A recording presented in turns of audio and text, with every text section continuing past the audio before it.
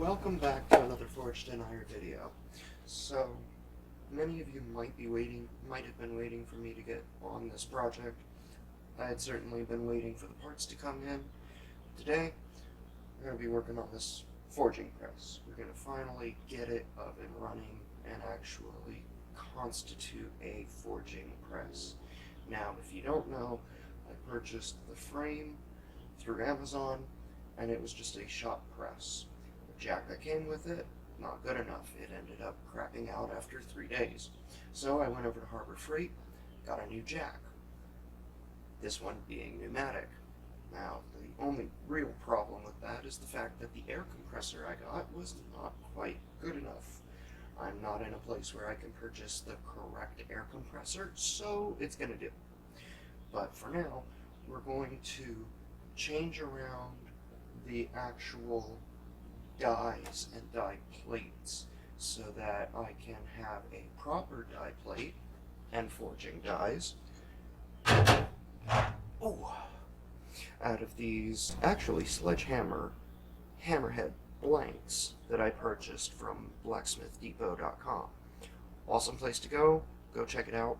But I'm going to use these as my die plates or die blocks. And I'm setting this up to be a modular die forging press. So we'll get into that, but for now I need to take this apart and start setting it up.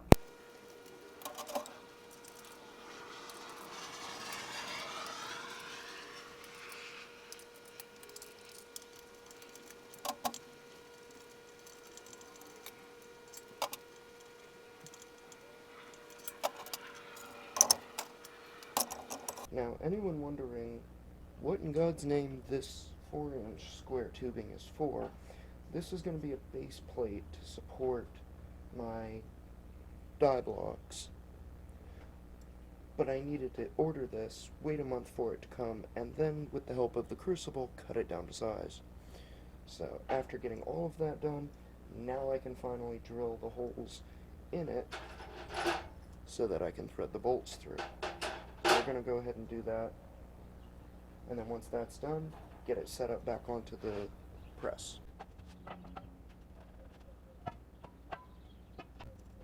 Something you guys should know when working with metal, if you don't already, you want to use a center punch when you start drilling. That way the drill bit doesn't skip all over the metal. Also, you want to step up in size when using drill bits. That's the purpose of having a pilot hole. If you go at it with a large size drill bit, you're likely to burn out the drill bit and the drill and the metal. I also forgot to film the next part where I used a die grinder to go through and clean up the holes and bring them up to the right size for the bolts. Alright, so we've gotten our dry fit up set up. You can see these girders came with the press, and after drilling 2 holes on either side of it to be threaded along with the holes in line with the girder for both sides, this is now set to be mounted onto the press. What's next is the top assembly. So the top assembly is just a 2x2 inch tube cut about 3 inches long with a piece of A26, I believe, steel plate. That's going to get welded on, and then the top die is going to get welded to this. As far as the lower assembly is concerned, 4 holes are going to be drilled for the base plate and the plate that's going to hold the bottom die. So we'll get to work on that, and you'll see how everything comes together.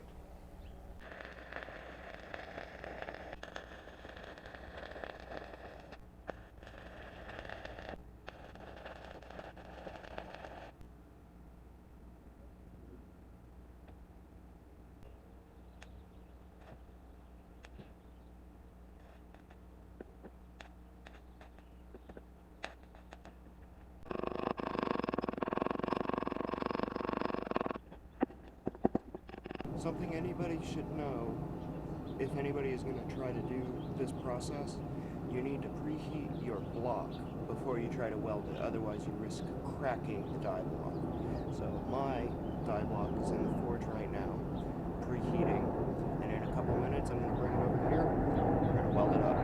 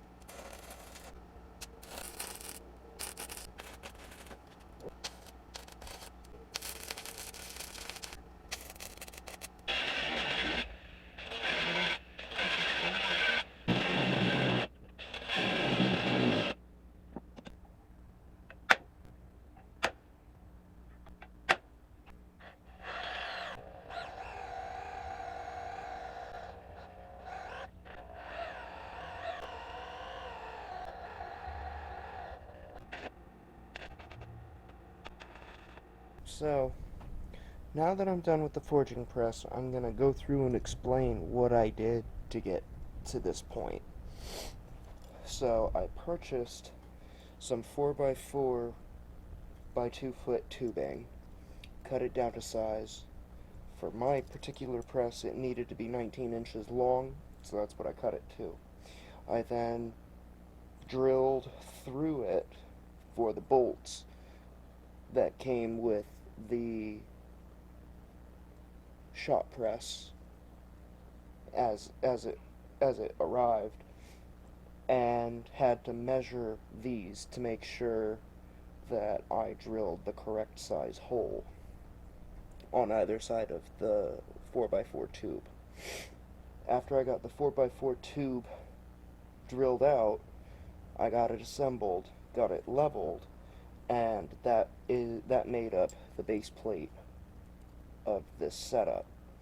I then took a 1-inch thick piece of steel and am calling this the main base plate, and a 1/4-inch thick piece of A26, I believe, A26 steel, and this is the modular part of the setup.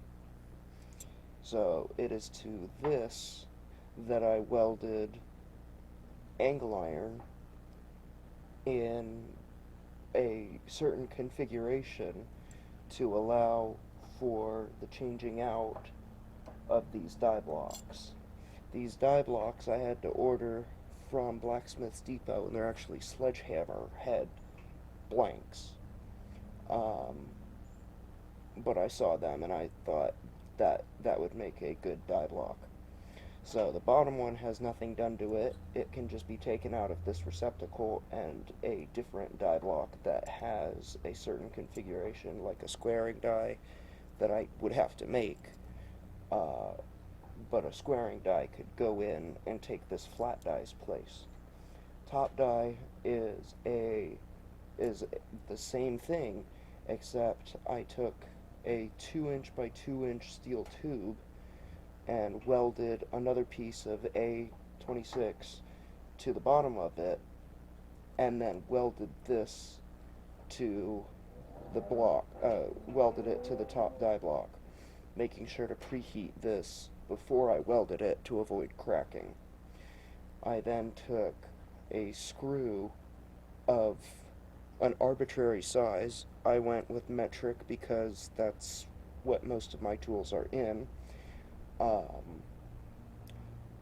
And I took a bolt and nut setup, welded the bolt to the tube after drilling a 1/4-inch hole through it so that it could mount itself to the piston that's on the inside of this tube.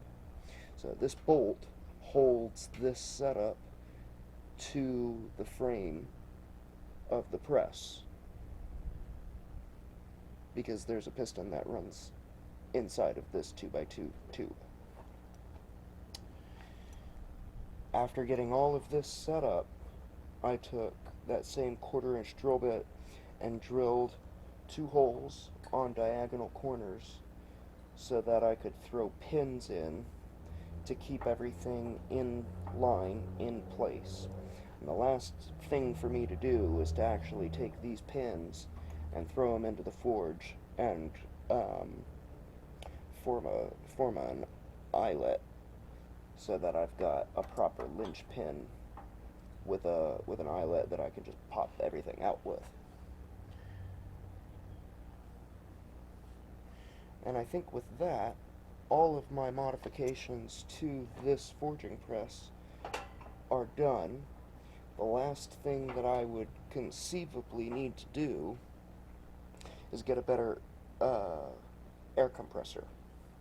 But I don't have the $500 to spend on it. So this is my setup for now. But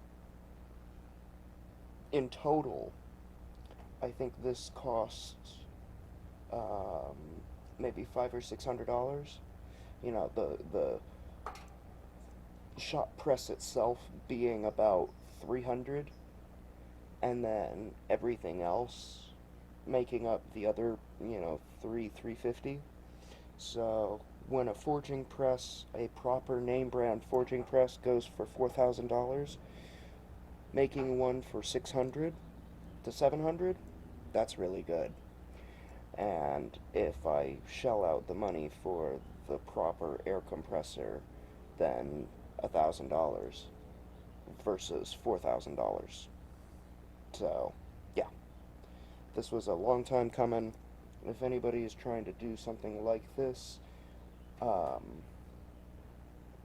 this is not a how-to. This is just what I did, and I had to go through other people's what I did videos of how they modified their shop presses to be a forging press to come up with this design.